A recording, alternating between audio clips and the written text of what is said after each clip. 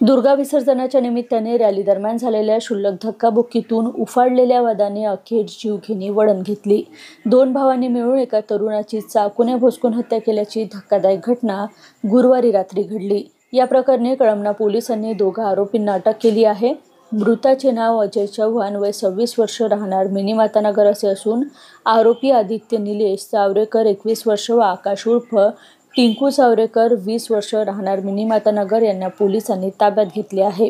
गुरुवारी रात्री 9च्या सुमारास होम अँड द डिझायनर स्टुडिओसमोर देवेंद्र व दुर्गेश चव्हाण हे रॅलीची प्रतीक्षा करत असताना गर्दीमध्ये देवेंद्रला आरोपी आदित्यचा धक्का बसला। त्यावरून वाद वाढला आणि शिवीगाळ सुरू झाली। त्याच दरम्यान आरोपींनी अजयवर चाकूने हल्ला चढवला। गंभीर जखमी अजयला रुग्णालयात नेण्यात आले, परंतु तोवर त्याचा मृत्यू झाला होता।